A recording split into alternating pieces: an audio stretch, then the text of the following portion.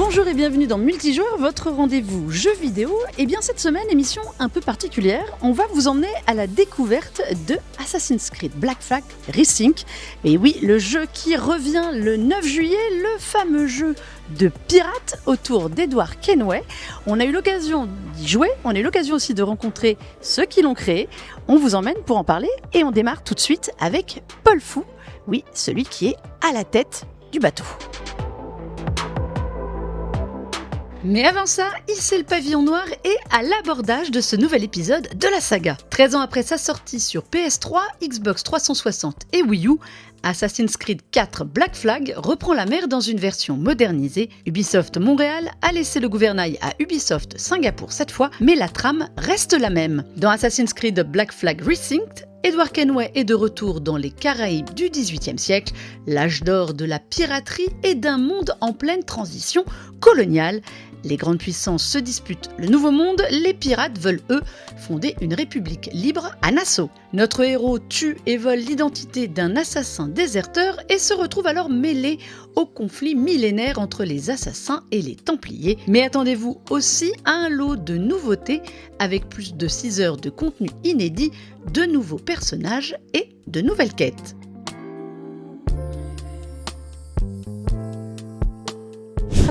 Bonjour Paul, merci de nous recevoir. Nous sommes ici pour parler d'Assassin's Creed Black Flag Resync. J'espère que je l'ai bien prononcé. Pourquoi avez-vous choisi de faire un tout nouveau Assassin's Creed Black Flag ? Eh bien, pour deux raisons. Tout d'abord, nous avons estimé que c'était approprié pour la nouvelle direction de l'Animus. Le terme Resync sonnait très Animus. L'autre raison est que nous avons organisé un atelier communautaire et l'un des fans l'a suggéré. Nous nous sommes dit, ok, faisons-le. Ces mots signifient beaucoup pour la franchise Assassin's Creed. S'agit-il d'un remaster ou d'un remake pour vous ? C'est un remake, c'est définitivement un remake. Nous avons 6 heures de nouveau contenu, un tout nouveau système de combat, des armes supplémentaires pour le naval et beaucoup de nouvelles missions secondaires. Vous étiez présent pour le Black Flag original. Quel effet cela fait-il 13 ans plus tard d'être encore là ? Vous avez un tout nouveau rôle pour celui-ci. C'est extrêmement nostalgique. Pour partager une petite anecdote, l'un des premiers défis lors du travail sur Resync a été de récupérer les données originales de capture de mouvement pour les intégrer dans le nouveau jeu. Nous avons choisi la scène d'introduction de Steve Bonnet sur la plage. Il y avait tellement d'obstacles techniques car les visages ont beaucoup plus de mouvements de nos jours. Quand nous y sommes enfin parvenus, j'en ai eu les larmes aux yeux. C'était un sacré moment. Était-ce différent pour vous ? Voyez-vous les mêmes séquences de jeu mais avec un regard différent ? Oui, absolument.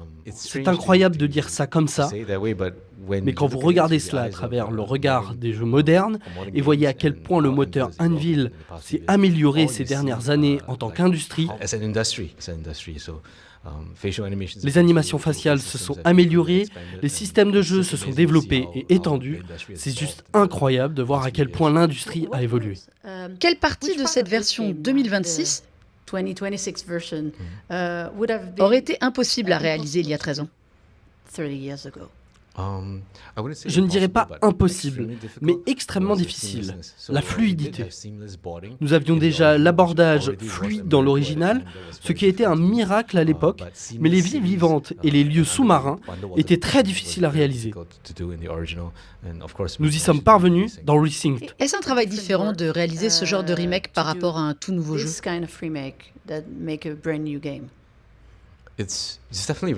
C'est très différent car nous devons constamment nous demander si nous sommes fidèles à l'esprit original du jeu. Dès le départ, nous savions que nous voulions faire un jeu d'action-aventure, sans choix de dialogue ni statistiques RPG. Nous voulions un système de combat déterministe, avec des points forts et des points faibles marqués, développer le système naval. Et c'est ce sur quoi nous avons planché pendant 3 ans. Pouvez-vous expliquer aux spectateurs ce que sera ce nouveau contenu ?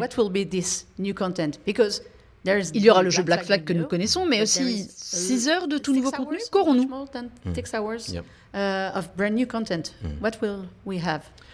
Sans trop en dire, nous avons un nouveau chapitre de fin de jeu intitulé « Un monde sans or ». On pense que c'est un titre très approprié pour ce que le nouveau contenu implique. J'ai hâte que les fans l'essaient. J'ai personnellement travaillé dessus et des membres de la communauté y ont joué avec de très bonnes réactions pour ce nouveau chapitre. Nous avons aussi ajouté des missions secondaires pour clore certaines intrigues de l'original restées en suspens. De plus en plus de fans aiment faire des activités de complétionnistes, donc nous avons une nouvelle quête de collection dans le repère pour que les joueurs en profitent.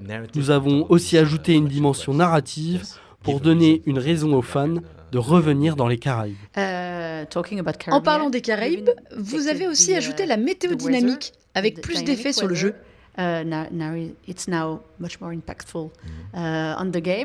C'était difficile comme ajout ? Par rapport à tout le contenu et au système recréé, je dirais que le défi était minime. Avec ce nouveau contenu, allons-nous en apprendre plus sur Edward Kenway ?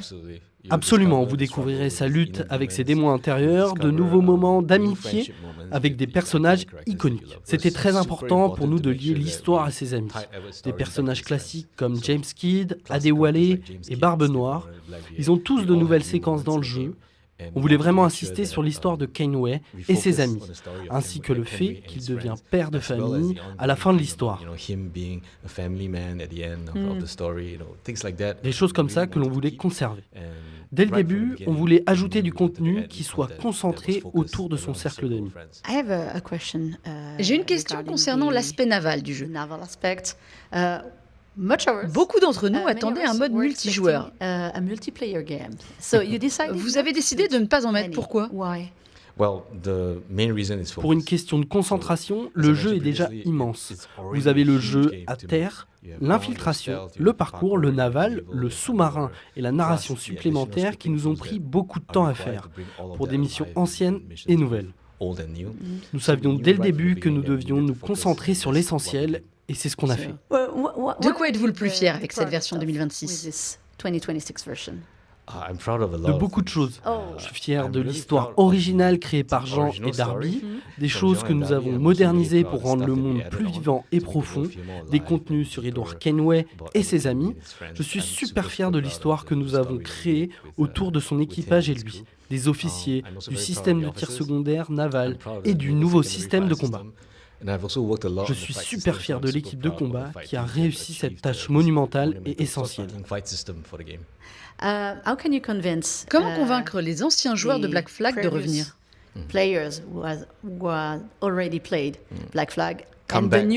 Revenez pour l'histoire, elle est incroyable et j'espère que les fans l'aimeront vraiment. Et pour les nouveaux, comment les convaincre de faire un vieux jeu ?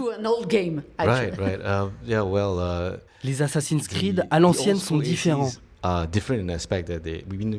sont plus axés sur l'action-aventure, mais aussi sur la narration. Black Flag est une histoire exceptionnelle. Tout tourne autour de la quête principale, des quêtes secondaires et des amis que vous vous faites en chemin. Cela reste tout à fait pertinent aujourd'hui et j'espère que les fans le ressentiront. Parfait, merci beaucoup. Je vous en prie. Il est gallois lui aussi, il est de Swansea comme le héros Edward Kenway. Matt Ryan nous a confié quelques secrets sur son personnage. Il était Edward Kenway il y a 13 ans, il est toujours dans Racing et il ne tarit pas d'éloges sur son personnage. C'est un plaisir de vous avoir, Matt. Quel effet cela fait-il d'être de retour ? C'est un sentiment étrange et le plus merveilleux d'être invité à revenir sur quelque chose que l'on a fait il y a 13 ans, à une époque où on ne réalisait pas l'impact que ce jeu allait avoir. Ni à quel point il serait bon et le personnage aimé de tous les joueurs. Alors, quand on vous demande de revenir, c'est tout simplement incroyable. C'était votre première prestation dans un jeu vidéo il y a 13 ans ? Oui, tout à fait. Ce qui est amusant, c'est qu'à l'époque, mon agent m'a appelé pour une nouvelle série télévisée de pirates. Personne ne m'avait dit qu'il s'agissait d'un jeu vidéo car tout était top secret. Ils m'ont juste dit « Ça te dirait de passer l'audition pour ça ?» J'ai dit oui, bien sûr, j'ai envie de jouer un pirate. Après la première audition, j'ai été convoqué pour une seconde. Et c'est là qu'ils m'ont révélé que c'était pour un jeu vidéo. Comme je suis joueur et que j'avais joué à Assassin's Creed 1 et 2, j'étais vraiment très enthousiaste à l'idée. C'est un peu comme ça que tout est réellement arrivé. Ils ne m'ont pas dit la vérité et c'était mon tout premier jeu vidéo. Et vous n'étiez pas déçu que ce ne soit pas une série télé sur les pirates? Non, j'étais vraiment excité parce que j'avais déjà joué à la franchise. Je me souviens avoir monté un cheval dans le premier avec un ami, nous jouions à tour de rôle. J'adorais la franchise. J'étais intéressé par l'idée de travailler sur les différents supports. Comme je n'avais jamais fait de jeux vidéo auparavant, j'étais vraiment emballé par le projet. À l'époque, c'était très différent par rapport à aujourd'hui où le jeu vidéo paraît offrir aux acteurs des personnages à incarner, des rôles forts. Comment vous êtes-vous préparé alors? Mes recherches, c'est ce que j'aime dans mon travail parfois. Ma préparation consistait essentiellement à apprendre tout ce que je pouvais sur les pirates. Puis, à jouer à Assassin's Creed, jouer à des jeux vidéo, regarder des films de pirates et lire sur les pirates. C'était un rêve devenu réalité. Vous connaissiez donc déjà la franchise? Oui, et j'ai continué à y jouer. Je vivais avec 2 autres acteurs à l'époque. Ils me disaient « Mec, tu restes juste assis là à jouer à des jeux vidéo ?» Je leur répondais « Je me prépare. » Quand vous avez reçu le scénario et toutes les infos sur Edward Kenway, comment avez-vous trouvé l'inspiration pour celui-ci?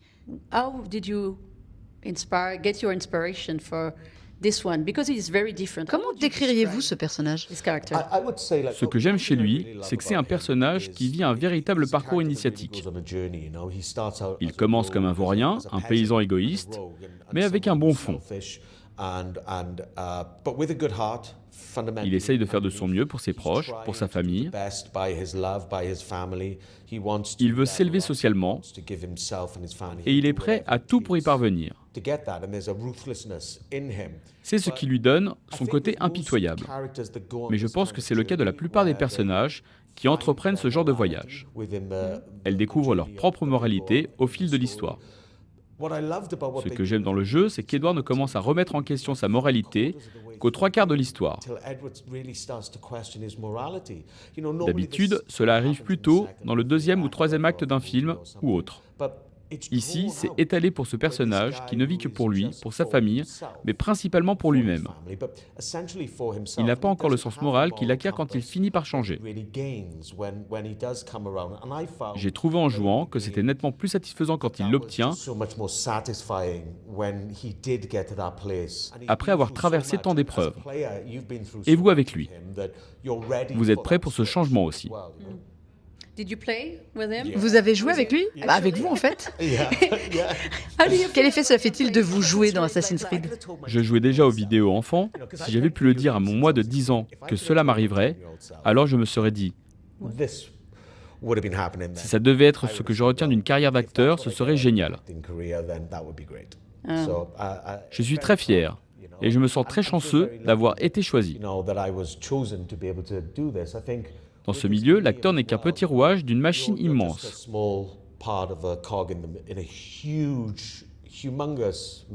Les efforts déployés par les équipes de développement pour donner vie à tout cela sont extraordinaires. Je me sens vraiment chanceux. Quelle part de vous-même avez-vous mise dans Edward? Quelque chose de drôle. Lorsque j'ai auditionné pour le rôle, le personnage devait venir du nord de l'Angleterre. Je suis du Pays de Galles. J'ai donc passé l'audition avec l'accent du nord. Et quand je suis allé à Montréal pour la capture de mouvement, ils m'ont dit « Ah, mais votre voix est différente ?» J'ai répondu « Oui, je suis gallois. » Et lui vient du nord de l'Angleterre. Ils m'ont demandé d'où je venais. Et je leur ai dit que je venais de Swansea. Ils m'ont demandé si c'était au bord de la mer. Et ça l'est. Ils ont alors décidé que le personnage viendrait du même endroit que moi. Ils ont changé l'histoire pour vous, c'est génial. C'est cool, n'est-ce pas? Je ne savais pas si c'était pour moi ou parce qu'ils ont trouvé que ce serait mieux avec ma vraie voix. Je me disais que ce serait cool car personne ne connaissait vraiment Swansea. J'étais ravi de pouvoir mettre la ville sur la carte. Et il y a d'autres parallèles. J'ai quitté Swansea à 19 ans pour aller à l'école de théâtre à Bristol. Et Kenway quitte Swansea dans l'histoire pour aller à Bristol. C'était déjà dans le script? Je l'ignore pour Bristol, car je n'ai jamais eu le script complet. Seulement mes scènes. Vous tournez un peu hors contexte. Mais le scénariste Darby et le réalisateur du jeu nous ont parfaitement aiguillés. C'était formidable de travailler avec eux, de se laisser guider dans l'histoire pour vous donner le sens de ce qui était nécessaire pour chaque scène. Et tout cela avec de grands acteurs comme Mark Bonner, qui joue Barbe Noire, et Ralph Ineson, qui donne la vie à ce personnage.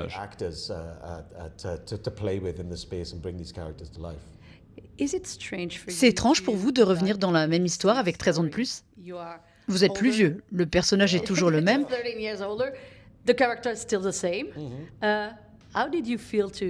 Mais vous revenez avec plus de maturité.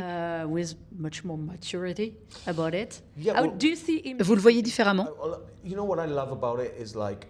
Ce que j'aime, c'est que chaque nouvelle scène et les quelques trucs que j'ai dû refaire, ce n'est pas juste refaire un remaster.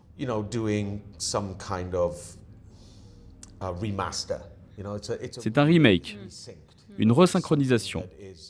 C'est quelque chose qui fait intégralement partie du périple du personnage, du gameplay et de tout le reste. J'ai l'impression d'avoir apporté plus de poids et d'expérience de vie à Kenway aujourd'hui. Tout ce que nous avons fait était plus fluide pour le personnage. Nous l'avons étoffé. Il y a eu des moments dans la cabine d'enregistrement où le réalisateur Damien Goodwin m'a demandé d'alléger ma voix, car elle est devenue plus grave avec le temps. J'ai dû retrouver le ton, mais c'était vraiment cool. Je sens vraiment qu'avec l'expérience de 13 ans de plus, j'apporte un peu plus de plénitude au personnage. 13 ans plus tard, Edward Kenway est toujours l'un des personnages préférés. Vous comprenez pourquoi? J'essaye de ne pas trop y penser. Les personnages que j'aime sont toujours moralement ambigus, mais ils ont un cœur.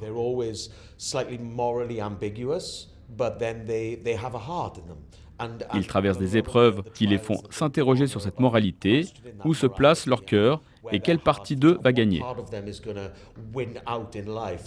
Quelles circonstances pourraient les mener sur l'un ou l'autre des chemins de vie. Je pense qu'à l'époque, je n'étais pas encore en phase avec cette partie de l'histoire. Je comprends beaucoup mieux aujourd'hui cette lutte intérieure. Et c'est vraiment super de pouvoir revisiter cela avec ma vision d'aujourd'hui en tant qu'homme. Dernière question, est-il plus un pirate ou un assassin?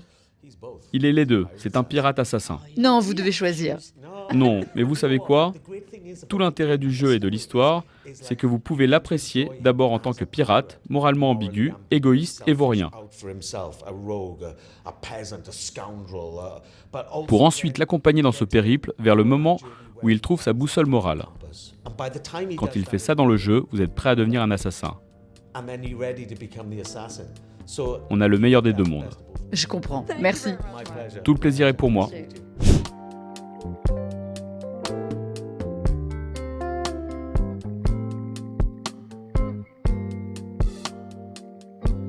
Eh bien, on sort d'une petite session de 3 heures de jeu environ sur donc ce Assassin's Creed Black Flag Resynced. Il faut que je retienne le Resynced. Ça va être la partie la plus compliquée. Et je suis avec Maxime Chao et Julien Louis qui nous fait le plaisir de sa visite pour une fois qu'on arrive à le choper. De JVCom. Eh bien, justement, je vais commencer avec toi parce que par rapport à Maxime et moi, c'est ta première expérience sur Black Flag. Ouais, c'est vrai. Alors, qu'est-ce que tu en as pensé de ces 3 premières heures qui nous ont donné un aperçu un peu large de ce qu'on va pouvoir retrouver? C'est très beau, c'est très joli, ils ont amélioré évidemment tout ce qui était graphisme, les textures, les animations. Maintenant, tu as une météo dynamique aussi, ce qui change des petits trucs en termes de gameplay, donc ça c'est très très sympa. Ce qu'on avait déjà vu dans Assassin's Creed Shadows, pour ceux qui ont fait Shadows, c'est voilà, cet impact de la météo. Tu vois qu'ils se sont inspirés des trucs de Shadows et qu'ils nous ont injectés dans le Resynced. Effectivement, Resynced c'est un peu compliqué à dire. Ouais.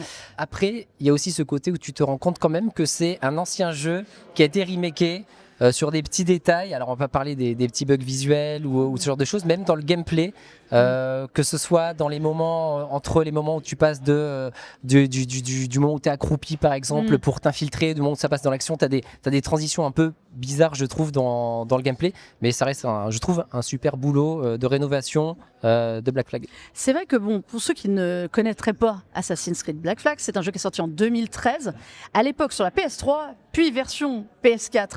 Un petit peu, on se souvient de ça. Bon, là, il faut aussi avouer, c'est une version qui est un work in progress. Oui. Donc, on espère, on croise les doigts, les bugs seront corrigés aussi d'ici la fin.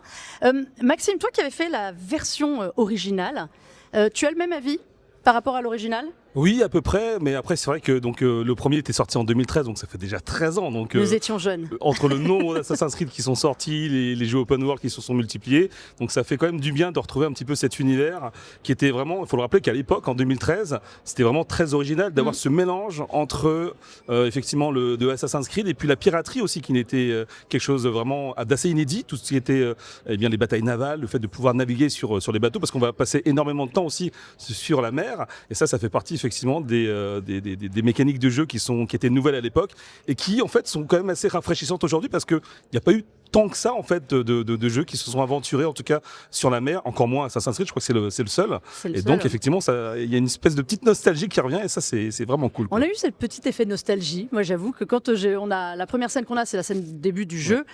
J'ai vu, ça m'a projeté quelques années en arrière, en regardant ça avec un regard neuf et admiratif du paysage. Oui. Honnêtement, j'avais envie de faire des captures d'écran dans tous les sens, tellement c'était beau. Moi, là où je te rejoins, c'est ce côté où j'ai eu l'impression d'avoir un personnage qui était ancien, parce qu'aujourd'hui les personnages sont beaux, le moteur, mais pourtant c'est le moteur maison des derniers Anvil qui est quand même qui est canon, avec un décor flamboyant, beaucoup plus animé, beaucoup plus vivant. Lumineux. Ouais. Mais j'aime bien ce côté un peu doucement rétro. J'avoue, le personnage d'Edouard qu'on retrouve qui est plus beau, plus peaufiné, moi j'ai bien aimé ce mélange rétro nouveau. Oui, puis ce côté un peu gaffeur parce qu'en fait il devient assassin sans vraiment le vouloir en fait. Il y a aussi cette partie-là qui était différente par rapport aux autres personnages. Donc oui, c'est vrai que ça fait remonter des souvenirs. Après je sais pas s'il a eu le même avis que moi, mais c'est vrai que oui, ça fait du bien de revoir un Assassin's Creed comme ça aussi lumineux en fait. Alors Julien, toi justement, tu as un regard, on l'a dit, différent. Est-ce qu'il y a des choses auxquelles tu t'attendais que tu n'as pas encore eu et des choses qui t'ont surprise ? Alors, tu disais très bien, Maxime, qu'il n'y a pas eu beaucoup de jeux de pirates, mais depuis, il y en a eu quand même. Oui. Il y a eu Sea of Thieves, entre autres, et c'est vrai que quand tu prends le gameplay bateau, le gameplay pirate, moi, ça m'y fait penser directement, parce que tu as une gestion de tes boulets de canon, mais en tout cas en fonction de où tu mets ta caméra, c'est l'arme que tu vas utiliser. Et moi, il y a des petites choses dans ce cas-là qui me manquent. Par exemple, j'aurais bien voulu qu'on puisse modifier la vitesse du bateau, pas juste toute blinde devant où on s'arrête en remontant les voiles. Ça, c'est ce qui me manque parce que je suis habitué à Sea of Thieves. T'es un grand connaisseur de Sea of Thieves. Moi, il faut dire, la référence là, on n'est pas que dans un jeu de bataille navale, donc il n'y a pas de problème. Il y a aussi de l'explo, ce que fait Sea of Thieves n'est pas à ce niveau-là comme dans Assassin's Creed. Donc moi, j'ai retrouvé des choses que j'aimais dans les Assassin's Creed, ceux que j'avais fait, et d'autres que j'ai aussi un petit peu moins aimé. Tu parlais des personnages. Moi, je trouve que ça fait partie encore des... Enfin, moi, j'ai pas la nostalgie de retrouver ce personnage-là, et je trouve qu'aujourd'hui, par rapport à des créations qu'on a vues, il me manque des choses pour que je m'intéresse vraiment à lui. En termes de graphisme, le côté rétro que tu parles pour les personnages, je trouve qu'il y a toujours ce problème dans pas mal de productions d'Ubi ou d'autres, où les éclairages sur les personnages font des choses un peu bizarres, genre font vraiment ressortir les paupières, donc ça fait un petit côté jeu vidéo, ce qui n'était pas gênant à l'époque, à l'ancienne, mais quand tu vois effectivement les graphismes, l'éclairage, les textures qui sont extrêmement détaillées, ça fait un peu bizarre le décor versus le le contraste personnage. avec le personnage. Je vois ce que tu veux dire. Mais là, je chipote. En vrai, c'est super cool. Je trouve à jouer. Ça a quand même la tête d'un jeu d'aujourd'hui. Il faut le dire. Il faut pas se mentir. C'est toujours l'éternelle différence entre est-ce que c'est un remake, un remaster. On est plus près du remaster que du vrai remake. D'ailleurs, ils n'ont pas appelé ça Black Flag remake ou quoi que ce soit.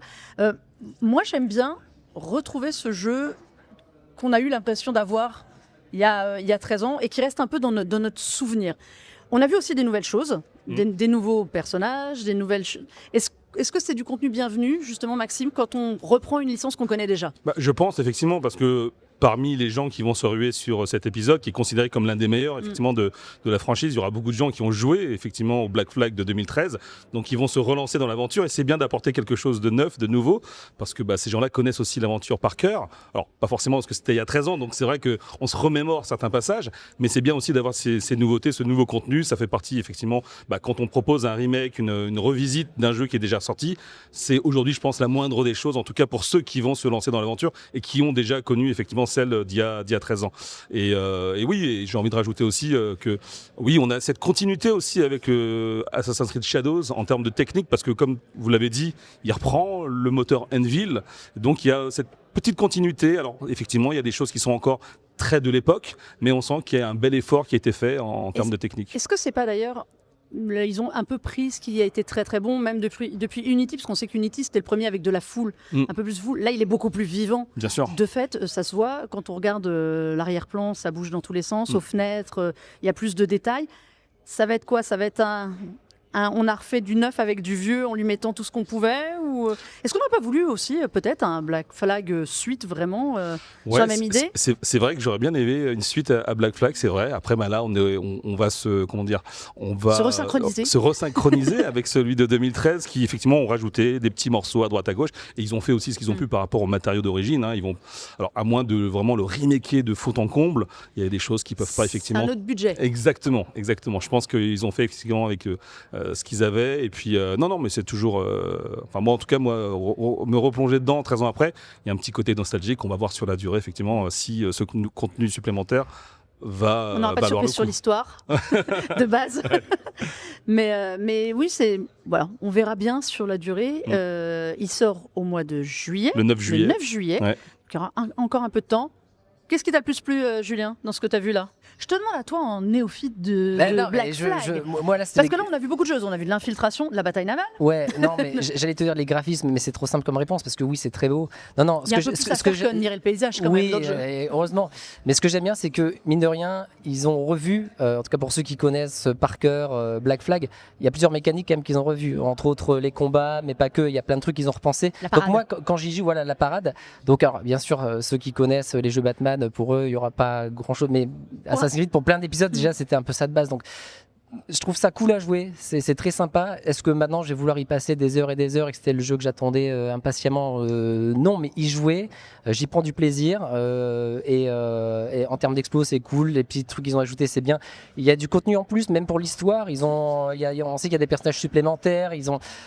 Donc, moi, je vais découvrir ça, je pense, dans la meilleure possibilité possible, puisque je vais découvrir un jeu dans les standards d'aujourd'hui, j'ai envie de te dire, avec du contenu quasiment coupé de l'époque qui est intégré. Et je pense qu'il y a suffisamment de nouveautés pour que quelqu'un qui connaît le Black Flag d'origine veuille y rejouer. Maxime, toi, qu'est-ce qui t'a plu là, dans ce que tu as vu le plus? Me dis pas les graphismes aussi. Alors oui, bien sûr les graphismes, le gameplay, qu'ils ont amélioré le gameplay aussi, qui est beaucoup plus, on va dire un peu plus fluide, et beaucoup plus de choses, beaucoup plus de mécanique. On a parlé des parades, il y a le Perfect Parry aussi qui a été intégré, donc ça c'est plutôt mal, le fait de pouvoir parer au bon moment et de pouvoir ensuite derrière faire des takedowns, donc des finish moves qui sont très cool. Donc tout ça, ça fluidifie l'action. Et on sent aussi qu'ils ont repris ce qui a été fait dans les anciens Assassin's Creed parce que, encore une fois, il date d'il y a 13 ans. Donc les standards n'étaient pas les mêmes il y a 13 ans qu'aujourd'hui. Donc forcément, ça fait partie des petites nouveautés qui font plaisir aussi. Il s'est remis à jour, exactement, va le dire. Exactement. Bon voilà, c'est bien. On a dit ce sera donc pour le 9 juillet prochain sur console et PC. Messieurs, merci beaucoup. Merci à vous tous et à vous toutes d'avoir suivi ce spécial Assassin's Creed Black Flag Resync. Un jour, je vais y réussir à le dire sans bafouiller, je promets. Et bien, on se retrouve très très vite et en plateau pour la suite du programme avant l'été qui s'annonce aussi très très chargé. En tout cas, vous pouvez retrouver cette émission en multidiffusion sur la chaîne Tech & Co, sur le site BFM Tech, la chaîne YouTube BFM Tech et la plateforme RMC BFM Play, je vais y arriver, et en podcast partout. Et très très vite sur JVcom et sur Jeux Actu pour le test complet au mois de juillet et sinon la preview déjà de celui-ci. Absolument. Merci beaucoup messieurs, merci à tous et à très vite.